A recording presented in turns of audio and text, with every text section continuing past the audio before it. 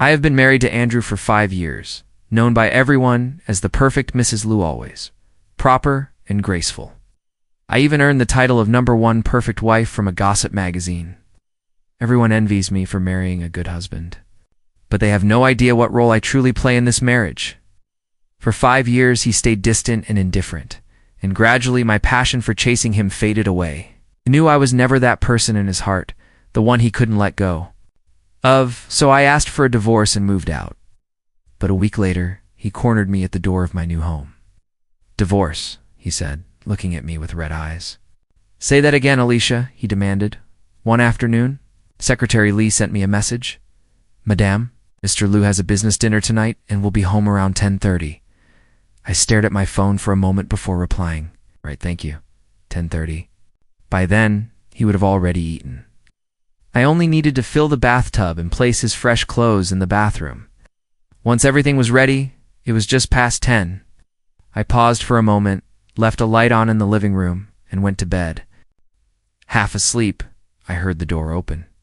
Water ran in the bathroom, and as I drifted off, the mattress beside me suddenly sank. Warmth pressed against my cool back. I turned my head drowsily, and his lips found mine precisely. "Why are you sleeping so early, he whispered hotly. In my ear, "Just tired," I murmured, trying to push him away. But he wouldn't budge. "Forget it." After he was satisfied, he fell into a deep sleep late into the night. I couldn't fall back asleep. I got up, poured myself a glass of red wine, and sat alone in the living room, staring at the wedding photo on the wall. When would be the right time to bring up the divorce? I met Andrew in college. Back then, he was the perfect golden boy, great family, smart, handsome, flawless in every way. Naturally, I developed feelings for him. I wasn't afraid of anything back then, and I was shameless. Fortunately, after 2 semesters of chasing him and doing countless silly things, I still couldn't win his heart. I remember a snowy day, when I knitted a scarf for him and waited outside his dorm, only to hear him say coldly, "Alicia, stop looking for me. I have someone I like." At first I refused to accept it, thinking it was just an excuse, until one day, I saw her Margarita. I watched as he gently took off his coat and draped it over her, whispering softly to comfort her as she cried, and stroked her hair tenderly. Then he gently lifted her chin and kissed her. That was when I realized Andrew could be gentle, worried, and cared deeply for someone. But that someone wasn't me. Word spread quickly around campus about Andrew and Margarita, the perfect golden boy and the scholarship student, and Margarita became the subject of rumors and gossip. Andrew even managed to get the school forum shut down to protect her. Yet such passionate love didn't have a perfect ending. Andrew never told me why they broke up, but I heard it was because he wanted Margarita to marry him after graduation, and she refused. She said she didn't want to depend on a man and wanted to carve out her own path. Many people saw them arguing, on campus fighting, making up, fighting again until the day Margarita decided to return to her hometown to become a village teacher. That was when they broke up half a year later. The Lou family and the Sue family had a joint project, and Andrew and I crossed paths again. Working on the project, we became close once more. Looking back now, I probably took advantage of the situation. I was still as caring as I had been years ago, would remind him not to drink too much during business dinners, and would make porridge to bring to his office. 3 months later, on a snowy night, he saw me shivering outside his company building. Suddenly, he walked over and asked, "Alicia, do you really like me that much?" I looked at him blankly and nodded. Yes, I had always liked him. He smiled. "Then, do you want to marry me?" When we first got married, I was full of enthusiasm. For this marriage, in fact for most of the past 5 years, I was always enthusiastic about it because I loved him. I even naively believed that the reason he proposed was because he loved me too. So, even though he rarely replied to my messages, even though I had to learn about his schedule through his secretary, and even though we had no intimacy beyond routine married life, my unwavering love for him never faded. I knew he was busy, so I never made trouble for him. Even when I was sick, I went to the hospital alone, until one day. I accidentally found a box with documents revealing he had been anonymously donating to a rural primary school for years. The principal of that rural school would write a thank you letter every year, expressing her gratitude, and send it through an intermediary. Those letters were neatly arranged in the box without a single crease. And the principal of that school was Margarita the next morning. I was in the kitchen making breakfast when Andrew suddenly walked up behind me. I was startled and turned to look at him. "Are you having breakfast at home today?" He nodded.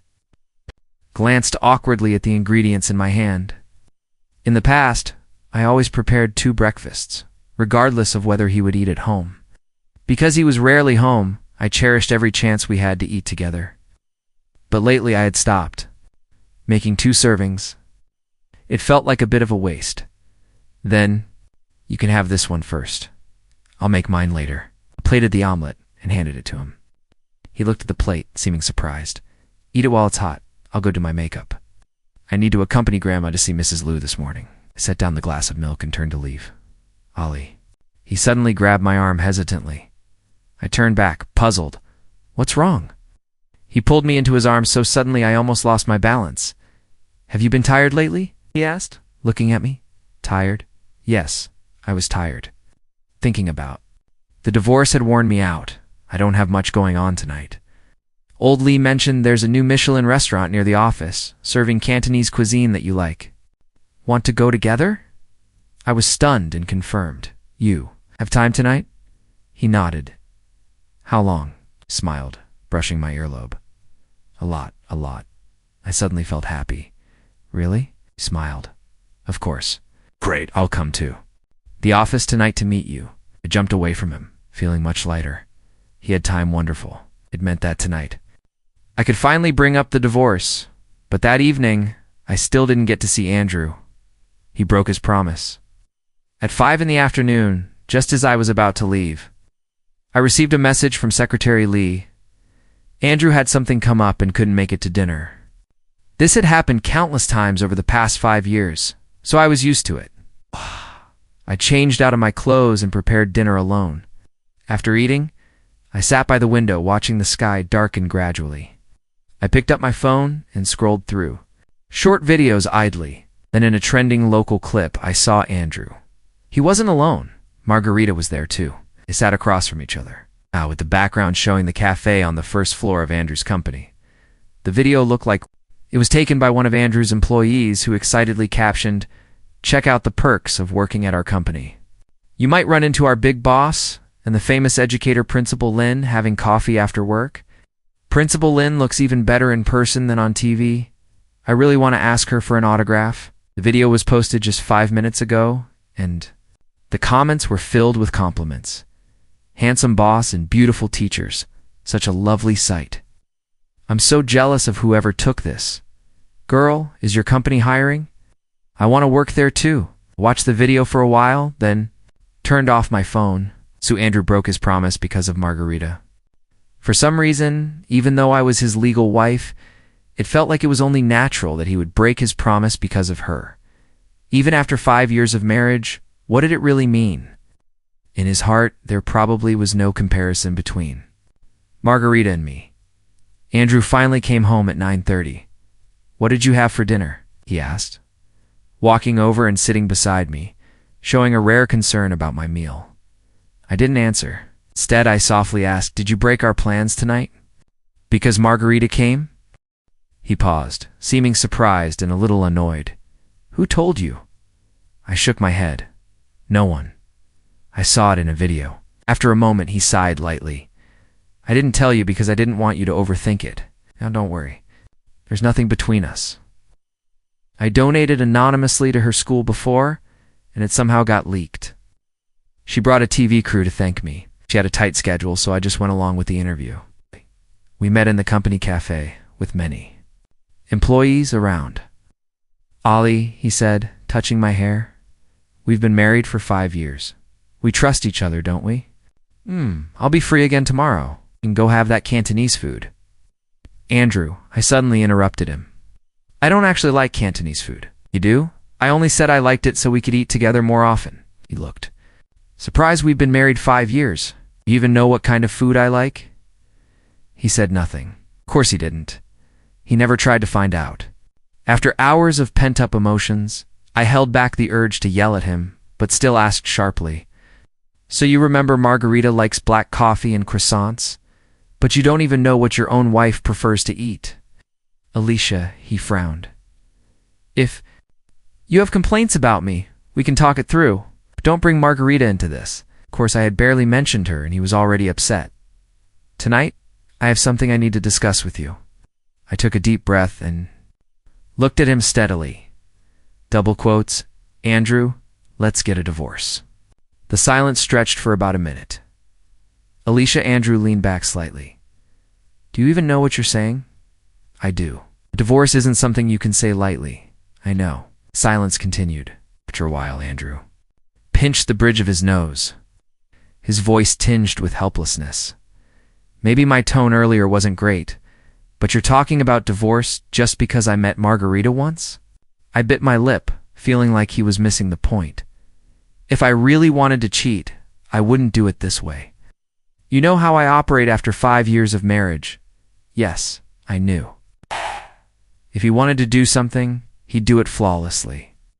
If he wanted to achieve something, he'd plan everything carefully to ensure success. But did he really know me? Did he ever love me? After seeing the video tonight, the old sense of inferiority I'd felt in college when faced with Margarita flooded back. The truth was right there in front of me. As long as Margarita was in the picture, Andrew would never truly see me. But as an adult, obsessing over love felt almost laughable. I just feel that, after all these years, we're not really suited for each other. You could have better options. What's not suited?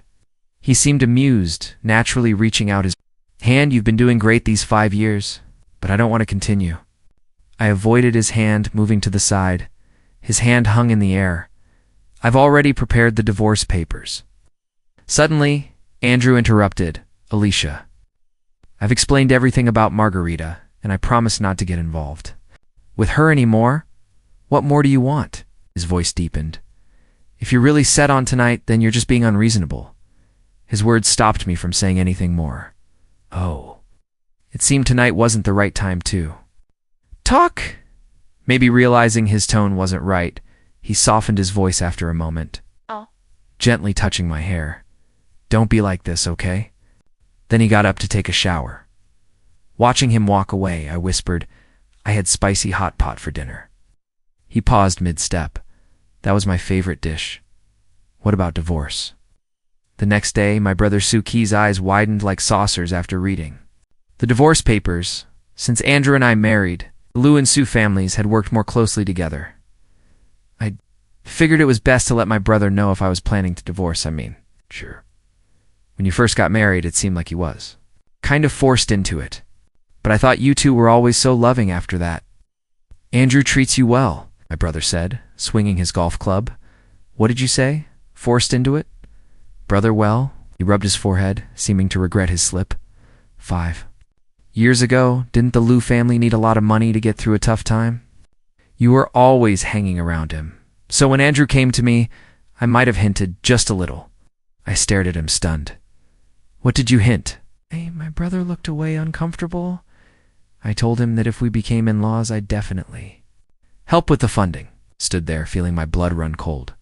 "Sis," my brother looked at me with concern. "What else?" My nails dug into my palm. "What else don't I know?" He hesitated. "Brother, I'm getting a divorce." "There's nothing left to hide. It's nothing major. It's just on your wedding day, Andrew's ex-girlfriend showed up." I stared at him in shock. She wanted to see Andrew, but I was worried about causing a scene. So I told her you two were very much in love, and Andrew wouldn't want to see her. I sent her away. He scratched his head. There were some Lou family members there too, so I'm not sure if Andrew even knew she came. That was it. That was the truth. I thought he proposed to me because he had feelings for me, but this marriage was something he did for his company, for the Lou family, a sacrifice he made. That night 5 years ago, when he asked Alicia, "Do you really like me?" it meant this. Do you like me enough to force me into this marriage? So he married me, but he drew a line between us. He never let me cross it when we first married. I loved messaging him, asking when he'd come home, if we could go out on weekends, sharing every little thing in my life, but he rarely replied if something was urgent. The secretary would contact me. Gradually, I spoke less. I stopped bothering him. Even my main point of contact became Secretary Lee. We had a normal married life, he would whisper sweetly in my ear, calling me Ali over and over. I always thought that was proof of our love, but I had mentioned having children several times. Although he never outright refused, he always made sure to take precautions. Looking back now, I doubt he ever truly intended to have children with me. After all, I was just Mrs. Liu, nothing more. Last night he asked why I still wasn't satisfied even after he promised not to have anything to do with Margarita. The two of them had a chance to start over on our wedding day, but because of me, they missed that chance maybe forever. How could I, the villain, ask for anything more? But when I fell in love with him, it wasn't supposed to be like this. When he was with Margarita, I envied her, but I never wanted to be a third wheel, let alone break them up. I loved him, and I wanted what was best for him. Yet he chose to punish me for 5 long years. I wandered aimlessly through the streets, and before I knew it, I found myself outside Andrew's office building. The divorce papers were still in my bag. I decided to send a message to Secretary Lee, telling him I was at the office to see Andrew. I wanted a divorce. I didn't want to drag it out any longer. As I walked into the lobby, I saw Margarita. She was smiling and talking with the receptionist. When she heard my footsteps, she turned and saw me. She looked thinner than in the video, slightly tanned, though she wore a simple jacket and jeans. She radiated confidence, maturity, and composure. Long time no see, she nodded at me. We went to the cafe on the first floor. Together, I didn't expect to find croissants and black coffee that taste just like the ones from our college cafe here. It brings back memories. She smiled. College days were wonderful. She started telling me about her experiences over the past few years. She truly was impressive. After returning to her hometown to work as a rural teacher, she helped many children who were out of school. The school was now on the right track, and she had become quite well known. "You're amazing," I said sincerely. She smiled. "People only see the glamorous side.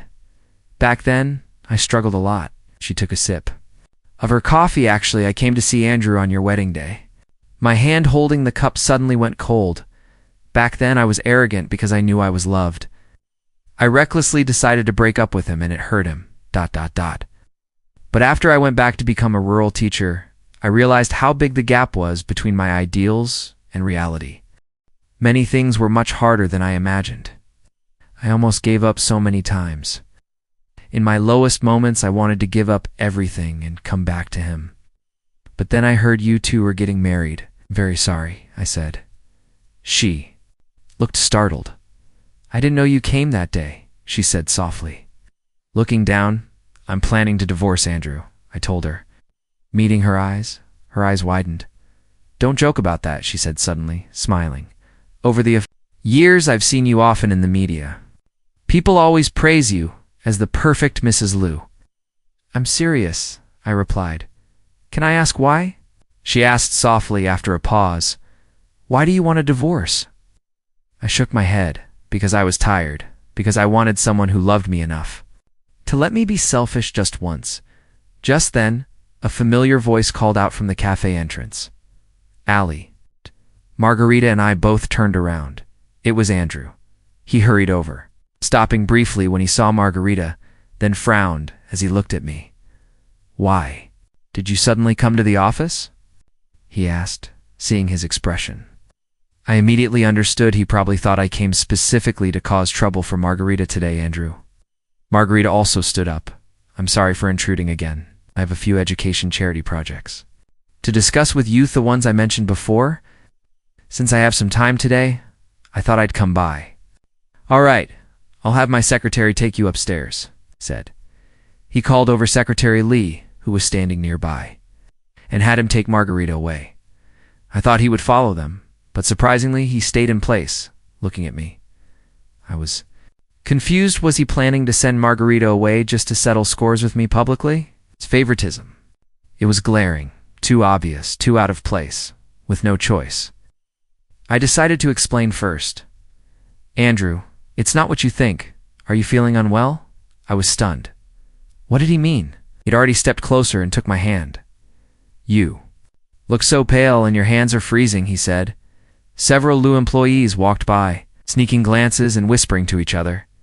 Suddenly, I understood why he was acting so out of character. Andrew and I rarely appeared together in public, especially in casual settings like this. He was probably worried I might confront Margarita, so he sent her away and put on a show of affection. In front of the staff to avoid any rumors that could harm her reputation? I didn't mind, since we were already getting a divorce. Helping him and Margarita pretend was no big deal. Besides, if he was in a good mood, maybe the divorce would go more smoothly. Thinking that, I looked up and gave him a polite smile. I'm fine, don't worry. You have work to do with Principal Lin, so go ahead. I'll leave now. With that, I pulled my hand away, picked up my bag, and started to walk off. But he stopped me, frowning. Where are you going? I paused. He pulled me closer and suddenly pressed his hand to my forehead. You have a slight fever. I'll take you to the hospital.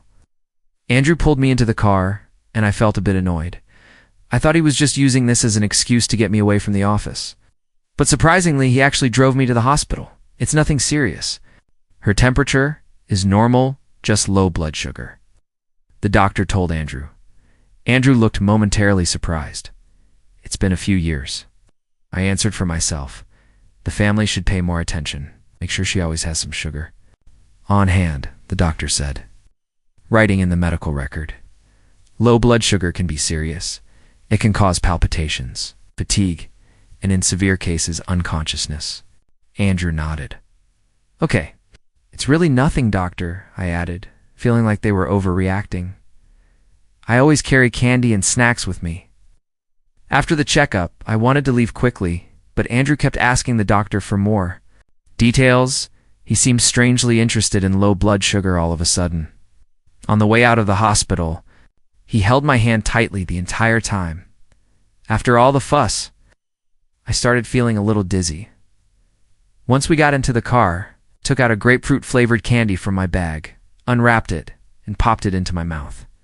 The air inside was stifling. I closed my eyes. I wasn't sure how long we drove until the car finally stopped. Are we there? I asked groggily. Red light? Oh. Silence filled the car for a moment before he softly asked, Why didn't you ever tell me? I looked at him, confused. I didn't understand what he meant. You've been unwell. It can't be the first time, he said, pulling over to the side of the road. Why didn't you tell me before? I replied quietly. What? He seemed stunned. When we first got married, there was a week when you came home late every night. One Friday, I had low blood sugar and was lying in bed.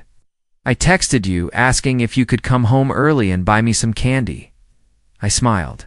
You didn't reply. You probably forgot after all I sent you so many messages back then. Is normal. Another time you might remember this during a magazine interview. The reporter accidentally knocked over my bag on the couch, spilling all the candy and snacks on the floor. You weren't happy about that? After the interview, you specifically told me not to carry so much useless stuff in my bag. Why didn't I tell him? Because he never gave me a chance to be vulnerable around him. And I was always afraid that any little flaw of mine would become a reason for him to dislike me. He didn't like candy and snacks, so I kept them hidden in the inner pocket of my bag. He didn't like weakness, so I tried my best to seem mature and independent. Ali suddenly took my hand. I actually found a Sichuan restaurant. I wanted to take you there tonight. His hand trembled slightly. But since you're not feeling well, let's go somewhere lighter instead. Okay? Shook my head. I want to go home and have some porridge. You don't need to stay, go. Back to the office, Lee. I have time tonight, he insisted. I couldn't help but remind him, but Margarita is still waiting for you at the office. The deputy can handle that, he replied, looking at me confused. So, you really are free tonight, he nodded. Double quotes. Yes, I am free. Then I paused for a moment. Since you're free, let's go home. He nodded, a hint of happiness flashing in his eyes. All right, let's go home, he agreed. Suddenly I felt a bit happier too, when we get home. "Let's have a proper talk about the divorce," said softly. For the rest of the drive, Andrew said nothing. He was perceptive, and I think by now, from last night to today, he understood that I was serious about the divorce. When we arrived home, I calmly took out the divorce papers. He looked at them, his eyes growing colder. "Who helped you draft this, Suki?" he asked. I hesitated for a moment. "No one." "I did it myself," I replied. "I took a month to think about everything. The divorce won't affect you or the Liu family. I'll only take the dowry I brought into the marriage," I explained. "If there's anything else you want to add, we can discuss it." He suddenly let out a bitter laugh. "A month? You've been thinking about divorce for a month?"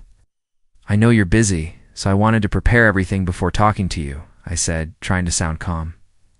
I paused again and added, "This way we can do it quickly and not waste your time." "I don't agree." He pushed the papers back toward me. I froze.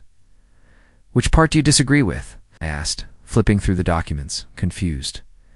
"Is it the clause about shares? I've already made the biggest concession I can. I ask for less. I'm afraid my brother will." He suddenly pressed his hand on the papers. "I don't agree to the divorce," he said, looking at me very seriously, each word clear. Our eyes locked, and he seemed very determined. "Why?" I asked, feeling a bit uneasy. And then I realized, oh, is it because you think I've done well these past 5 years? And you're worried your next wife won't be as capable and might face criticism? You don't need to worry about that. Although it's exhausting, as long as she's willing to put in effort, she'll be fine. I thought for a moment, then went to the bookshelf, pulling out 5 notebooks. These notebooks contain details on social etiquette, how to handle the media, what to say and not to say in different situations, and what to wear. One can give these to your future wife, and if she ever needs help, she can come to me anytime. Ali, he suddenly raised his voice, sounding like he was suppressing anger. I looked at him, confused. "What do you think of our marriage? What do you think of me? Am I just another job to you?" he asked. I didn't say anything. I turned my gaze to the window. How could it be just a job? Because I valued our marriage so much. I worked hard too. Be the perfect supportive wife. But now what was the point of saying any of this? "Ali," he sighed, taking my hand from the table. "You need to understand, this isn't just a job. We're husband and wife. But besides sharing a bed, nothing about us feels like a real marriage." He paused, then added, "We. Number of times we've eaten together each month is fewer than I can count on one hand. I send more messages to Secretary Lee than I do to you. May not know how other marriages are, but I know this isn't what I want." I gently pulled my hand away. "Andrew, I've thought a lot about this recently. There's nothing wrong with you in this marriage. I was the one who pursued you, who wanted to marry you. You've never cheated on me, never treated me badly. And your parents have always been kind to me. The problem is, I've had unrealistic expectations for this marriage. Life could go on like this, but I believe we should be with someone we love and who loves us back. After all, being with someone you truly love would make you happier, wouldn't it?" He stared at me, stunned. "Someone I truly love?" he asked suddenly. "Who do you think that is?" I shook my head. "I don't know. But no matter who it was, Margarita or someone else, it wasn't me." The next morning, I'd moved out of our house and returned to an apartment I had bought before. Getting married. The night before, we sat in silence for a few minutes before Andrew got up to take a call, and then left the house. He didn't come back all night. He took the divorce papers with him. And I figured that meant he agreed to the divorce after all. Didn't cost him anything. The only gift Andrew had ever given me in 5 years was the wedding ring on my left hand. Before leaving, I took it off and left it on the bedside table. Had barely finished packing when my brother called. "What's going on? Why did Andrew call me first thing this morning to ask what kind of candy you like?" His voice was full of frustration. "Are you getting divorced or not?" I paused. "Yes," I replied. "Brother," I thought for a moment and asked, "Does our family still own that small media company that's been struggling?" He confirmed, "It's been unprofitable for years." I was thinking of cutting our losses and shutting it down then. I looked out at the vast blue sky from the 26th floor window. Could you give it to me? In the early evening, I unexpectedly received a message from Andrew. I'll pick you up for tonight's gala. I stared at my phone, feeling a bit dazed. Messages like this usually came from Secretary Lee. No need. I'll go by myself. While we're going through the divorce, I'm not staying at home. I've moved out. There was no reply after that made sense. But an hour later, when I went downstairs to get my car, I saw Andrew. I didn't know how long he'd been waiting there. He looked tired, with bloodshot eyes. I'd never seen him so disheveled. Why are you? His eyes seemed to brighten at the sight of me. He quickly walked over and grabbed my hand, but then froze. Where's your ring? He asked. I took it off, I replied. Why? We're getting divorced. I don't need it anymore. I said calmly. Alicia, his voice carried a hint of restrained anger. I haven't agreed to the divorce. I blinked at him in confusion. You haven't agreed? You didn't say you disagreed last night. You even took the divorce papers, I pointed out. He looked at me for a long moment, then pulled me closer, seeming helpless. Not saying no means yes. Who taught you that logic, Ollie? I started to say, but he sighed softly, resting. His forehead against mine. I don't want a divorce. Andrew said he didn't want a divorce. I'd imagined countless obstacles, my brother. Andrew's parents' property division, but I never thought I'd fail at the very first step. He didn't want to go through with it. I almost panicked. Why not? How could you not want this? Isn't it the best thing for both of us? He frowned, about to speak. But then a car horn interrupted us. His car was blocking someone's way. With no choice, I got into his car and we headed to the gala together. But as soon as I sat in the passenger seat, I realized something was off. The usually spotless back seat was piled with bags, pink ones. He had always hated anything flashy. Even the house was decorated in a cold, minimal style, so seeing these bags felt out of place to me. I bought the candy you like, said softly as he drove. There's some in the glove compartment too. From now on, if you feel unwell or just want something sweet, you don't have to hide it from me, he added. I've put it around the house as well, Andrew, I started to say, but he continued. I also found 2 good Sichuan and Hunan chefs. Whatever you feel like eating, spicy or sweet, I'll eat it with you. I'll even learn how to cook it. I'll try to come home earlier so we can have dinner together. On weekends, whatever you want to do, movies, amusement, park style, go with you. You don't have to force yourself to attend social events if you don't want to. If Margarita bothers you, I can explain. Over the years, the company has been doing charity work and education, but I didn't choose the schools. The office made those decisions after evaluating the options. It was just a coincidence that Margarita's school was chosen. I only found out recently. The letters of thanks were always handled by the office. I hadn't seen them until you did. My father heard about them, so I asked the office to organize and bring them to him over the weekend. The croissants and black coffee. Sighed.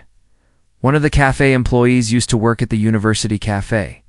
When he lost his job, I offered him a position here. Margarita used to work at the university cafe too, so he remembered her and her preferences. Maybe my attitude that night led you to misunderstand. But I really see her as just someone from the past, someone who has nothing to do with us, someone who doesn't matter. Andrew, he interrupted, pulling the car over. Don't rush to reject me. Just listen to me. I thought about it all night last night. I haven't done well in this marriage, but I can change. People who realize their mistakes and try to fix them deserve another chance, don't they? I was still in a daze when I arrived at the venue, after politely greeting the other ladies. I needed a breather, so I headed to the balcony too. My surprise, I ran into a familiar face there, Duncan. My childhood friend. I walked over. Well, isn't it the famous Mrs. Liu? He said with a raised eyebrow and a smile when he saw me. Long time no see. His mouth was as irritating as ever. How are you? I asked, knowing he was the illegitimate child of the Tang family and had gotten into trouble last year for fighting, which made things difficult for him at home. Doing all right, he said, pulling out a cigarette and offering me one. Want? One? I hesitated. Better not, I replied. Quit smoking, huh? If someone catches me, I'll have to deal with a PR nightmare, he said with a shrug. TCH boring. He pointed towards the thick woods beyond the balcony. If someone's hiding out, they're taking photos. I'll swallow the whole forest. Do you believe me? I couldn't help but laugh, feeling a bit of the stress lift. Fine, give me one. I said, that's more like it. Earlier, I almost thought you were depressed, he said with a smile. I returned it.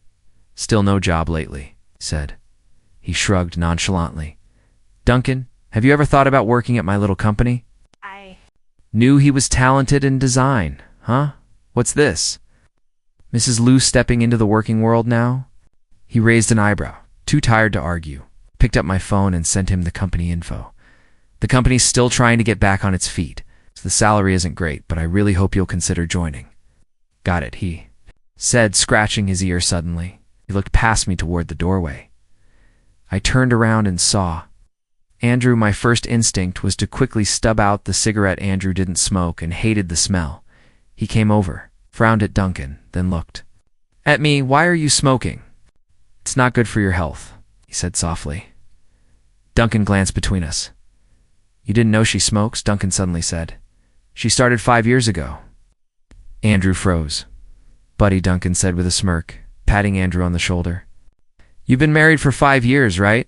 Don't tell me I know your wife better than you do.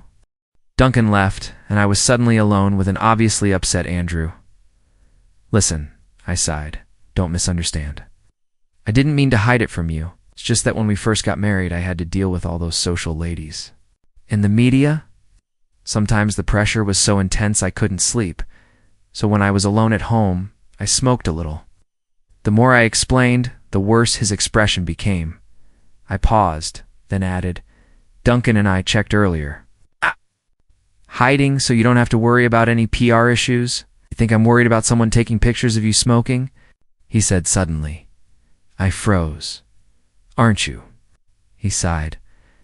Ollie, have I disappointed you that much? He asked quietly. I hesitated, unsure how to respond. Disappointed? Of course I was, I admitted inwardly. The more I hoped, the more I was. Let down, but after so many disappointments, you get used to it. Now that we've decided to divorce, what's the point of all these pointless accusations? I shook my head. No, I haven't been disappointed. I don't really smoke. Any Mirai don't have that kind of social pressure. So you can talk to Duncan about your stress, but not with me? I asked, feeling a bit hurt. He looked at me and asked, Can we really talk about everything? I nodded. Double quotes. Well, I said seriously, the only stress I have right now is whether we can get our divorce done smoothly, and the sooner, the better. His face darkened. I felt frustrated he was the one who wanted me to say it. After a long moment, he took my hand. Only one thing he said, Ollie, only the divorce, is not happening. After that day, Andrew changed a lot. While I was working at the new company, I often received gifts from him, sweets, flowers, home-cooked meals, and occasionally, the man himself would show up unexpectedly, the younger. Staff at work, unaware of our impending divorce, would praise him, saying, My husband really knows how to show his love. Only Duncan, who had joined my company, would smirk knowingly every time he saw what Andrew sent. He'd shake his head with a smile. A month later, we were working on a project bid, and Duncan and I had been pulling long hours for days to fix. A small detail, when we finally finished, I stretched and looked at Duncan, who seemed just as relieved. He usually took work casually. And I'd never seen him so serious before. I laughed. Duncan looked at me puzzled. I explained with a smile. Feel like I've accidentally found a hidden gem. Duncan chuckled. It's more like I'm gracing you with my presence. Sure, I said, standing up. Let's go. It's late. Want to grab some dinner? Sounds good. But isn't someone supposed to pick you up today? He paused. Looking toward the door, I turned to look. Andrew was standing there. Duncan lazily packed his things, waved at me and said, I'm off. Don't forget you owe me dinner. I nodded. I know. After Duncan left, it was just Andrew and me. In the office, he walked over silently, holding a thermos. Have you eaten? He asked softly. I have, I replied. A brief silence. Andrew, I think. Before I could finish, he suddenly pulled me into his arms, hugging me tightly. Andrew. I stiffened instinctively. What's wrong? I asked. He didn't answer. Only took a deep breath. The clock on the wall ticked in the background. Finally, he said softly, I'm jealous. Ali, I'm jealous. I never imagined that one day Andrew would hold me and tell me he was jealous. Earlier, you asked me why I wouldn't agree to the divorce. Do you know why? It's because I can't bear the thought of you being with someone else just now, standing at the door, seeing you smile so beautifully and happily at him. I couldn't stop the jealousy from rising inside me. I know theirs. Nothing between you and Duncan, he said, but I'm still going crazy with envy. I stayed quietly in his embrace. Andrew, you also asked me why I wanted a divorce, right? He stiffened. I've been Mrs. Liu for 5 years, with my whole world revolving around my husband. But looking back, I realize I lost myself in the process. Andrew, I don't want to be Mrs. Liu anymore. I want to be Alicia again. I want to live. For myself, I gently pushed him away. It's been 5 years. Can we part on good terms? He shook his head, his eyes reddening. I hesitated, then started to leave. Unexpectedly, he grabbed my hand. Just once. Can you give me one more chance? His hand was so warm. All right, I said softly. If, by the end of the year, you step down as CEO of Liu Corporation, we won't divorce. He froze. What? I repeated. That's my only condition, I said. He hesitated. Ali, that's too harsh. I shook my head and tried to pull my hand away, but he wouldn't let go. That's the only condition. Nothing else will do, I insisted, after a long pause. He finally released my hand. I understand, he said. My brother was stunned for a moment, then burst into laughter, shaking his head. No way. If Andrew steps down, I'll give you my head to use as a football. I know, I said quietly. The situation with the Liu family is complicated. The old master had 2 sons, Andrew's uncle and Andrew's father. Unlike the rest of the family, Andrew's dad wasn't interested. In business, he was an astrophysicist, originally. The old master planned to pass the company to his elder son's family. But Andrew's 2 cousins caused trouble 6 years ago, and things got messy. As a result, Andrew took over the company, but his cousins never accepted this. Over the years, they caused plenty of chaos within the company. Always eyeing the CEO position, Andrew didn't grow up in the family estate and wasn't as close to the old master as his cousins were. Now that the old master was getting older, his judgment wasn't always clear. Andrew's parents, both scientists, couldn't offer him much help in securing his place in the Liu family. I knew better than anyone how hard Andrew had worked over the past 5 years to stabilize his position. So, he would never step down, and I was right, after I made that request. Andrew didn't contact me again. 3 months flew by in the blink of an eye. I threw myself into work, and finally, the company started showing signs of improvement. Duncan and the other employees felt encouraged. I could see how much Duncan had changed during this period. On December 31st, the company held a small year-end celebration. We had dinner and sang together. My brother also attended. Everyone was in high spirits, my brother especially, singing and dancing wildly, completely letting go of his usual reserved image. Around 11 p.m. As we left the karaoke bar, it started to snow. Some of the more energetic ones immediately started a snowball fight. Across the street, a large screen at the mall was broadcasting a TV show. My brother was rambling behind me. As a snowflake landed on my eyelash, I rubbed my eyes. When I looked again, I saw Andrew on the screen. He looked as handsome as ever. Being interviewed by reporters. Mr. Liu, can you tell us why you suddenly resigned as CEO of Liu Corporation? Andrew smiled calmly. No special reason, he said. I just want to take a break, to spend time with my wife. I stood there, staring at the screen. Turning around, I saw my brother's shocked face. When our eyes met, he raised his right hand and quietly rubbed his neck. Just then my phone rang. Hello, where are you? The voice on the other end was, As gentle as ever. City center, by the clock tower. I'll be there in half an hour, I said. Andrew, Ollie, you need to keep your promise. His voice was more firm than before. Wait for me. At 11:45 p.m., I saw Andrew at the clock tower. He was walking through the falling snow, snowflakes landing on his shoulders and hair, making him look almost like a dream. Was this really necessary? We faced each other. I kept my head down and spoke softly. You resigned. What if you can't go back? He shook his head, smiling easily. If I can't go back, then I can't go back. I looked away. 5 years of hard work, and he was just throwing it all away, such a reckless move. He smiled, his eyes crinkling at the corners. So, you're worried about me, aren't you? He took a step closer. So I still have a chance, right? Andrew. He handed me a stack of papers, the divorce agreement. I froze, confused, and looked at him. During these past 3 months, while I was processing my resignation, I thought about a lot of things. Ollie, I've stepped down. But I don't want to force you to stay in this marriage, he said. He paused. I've already signed the divorce papers. If that's the case, I asked, even more confused, then why did you resign? He smiled. No businessman makes a bad deal, he said. I want to exchange my resignation for something else. Is that okay? I stared at him blankly. He reached out and brushed the snow from my hair. I want to exchange it for a chance to start over. Lowered his head and I looked up. Our eyes met and I saw a warmth in his gaze I'd never seen before. A chance for me to win you back at 12:59 a.m. I signed my name on the divorce agreement. From that moment on, I would no longer be the perfect Mrs. Lou, that's what everyone called him.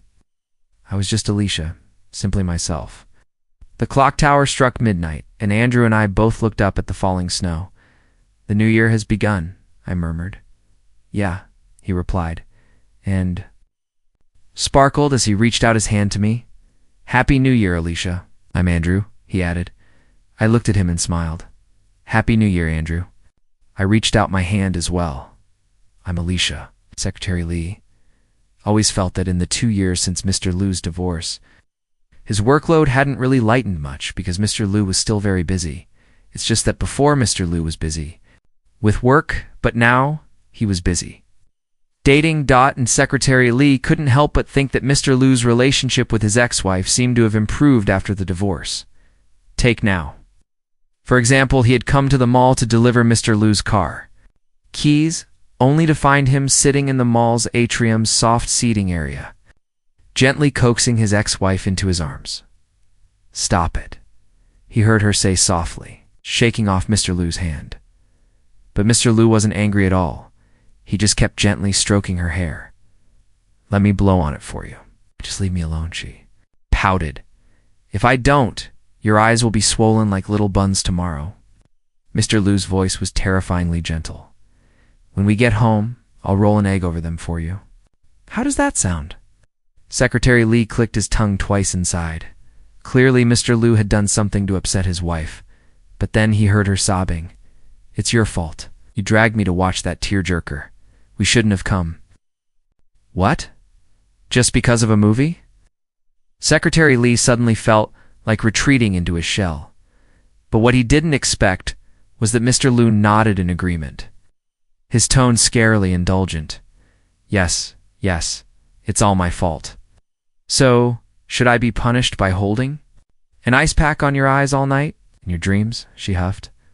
Then how about I peel a piece of candy for you? Secretary Lee felt that if he kept watching this PDA, he'd have the urge to poke out his own eyes. He quietly backed away 5 meters. After all, the old Mr. Liu and Mrs. Liu weren't like this. During their 5 years of marriage, Mr. Liu rarely spoke, and Mrs. Liu was always calm and composed to outsiders. It seemed like the perfect couple, but Secretary Lee knew better. Their relationship hadn't been that close. Even he, as an outsider, could sense that something was off in their marriage. He'd once heard that. Mr. Liu had a girlfriend in college, but when that woman left him to pursue her dreams, just as he was taking over the family business and needed someone the most, it deeply hurt him.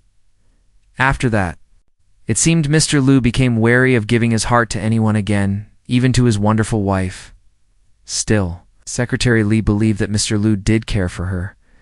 Back then, Mr. Liu would often pause in the middle of working and ask, "What's my wife's schedule today?" After Secretary Li reported her plans, Mr. Liu would nod and go back to work.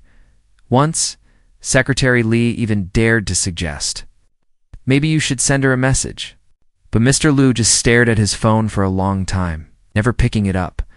Perhaps their long-established habits were just too ingrained, even though Secretary Li could see that Mr. Liu was growing more and more attached to his wife. The couple still maintained their usual distance.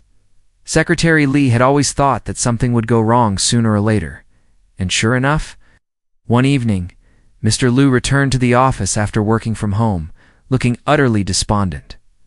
Li, his voice, was barely audible. "Do you think, when a wife suddenly asks for a divorce, she might just be saying it in the heat of the moment?" Secretary Li was startled. "Not necessarily," Mr. Liu continued. "My wife often threatens to divorce me when we argue. Once she even tore up our marriage certificate twice, but the next day I apologized, and she forgot all about it." Liu's eyes flickered with a glimmer of hope. "But Secretary," Li thought for a moment before deciding to be honest, "I don't think Mrs. Liu would bring up divorce lightly." That statement hit Mr. Liu hard. The small flicker of hope in his eyes was snuffed out in an instant. That night, Mr. Liu stayed in the office all night long. It seemed that from that moment on, he started to change. He began asking where to find good Sichuan chefs, how Secretary Li managed his own relationship with his wife, and all sorts of little things he never used to care about. He even started calling and texting Mrs. Liu frequently, something he had never done before. When Mrs. Liu went to work, Mr. Liu would often visit her. Secretary Li found this quite encouraging. Mr. Liu seemed to recognize his mistakes and was actively trying to fix things. But despite all that, couples still ended up getting divorced. What Secretary Li didn't expect was that after the divorce, they started dating again, after resigning as CEO. Mr. Liu dedicated all his time to Mrs. Liu. She was always busy with work. So Mr. Liu would bring her meals every day, driving her to and from the office. Eventually, Mrs. Liu got fed up and told him she wasn't interested in dating an unemployed man. So Mr. Liu, who had left Liu Corporation for his wife, rejoined the company for her as well. Secretary Li knew she had said that on purpose. Even he thought it was a shame for Mr. Liu to leave the company. And of course, his wife, who had supported him all along, probably felt the same. But since they started dating again, Mr. Liu had become a bit possessive one day. Mrs. Liu texted Secretary Li saying she'd drop by the company later to pick something up. Being considerate, Secretary Li immediately informed Mr. Liu. To his surprise, Mr. Liu wasn't pleased. "I texted her 3 hours ago and she hasn't replied." He frowned. "Why would she text you instead?" Secretary Li could only chuckle awkwardly. He wanted to retort, "She used to text me more often than you back then," but he didn't dare say it, as a dutiful employee. He swallowed his frustration and politely reminded Mrs. Liu to reply to Mr. Liu's message. He had thought they'd remarry quickly, but 2 years passed, and neither of them seemed in a rush until on New Year's Eve of the 3rd year. After some overtime work, Secretary Li was leaving when he noticed the lights were still on in the CEO's office. Mr. Liu rarely worked late anymore, so he assumed someone had forgotten to turn off the lights. He went to check. But as he gently pushed open the door, he saw Mr. Liu standing with his back to the door, nervously practicing something with a script in his hand. On the desk beside him was a ring. Secretary Li quietly closed the door and, glancing out the floor-to-ceiling window, saw a petite figure stepping out of a car into the snow below. He smiled, realizing he had accidentally stumbled upon something big as he headed toward the elevator. He looked back at the CEO's office. "Good luck, Mr. Liu," he whispered, "wishing you success."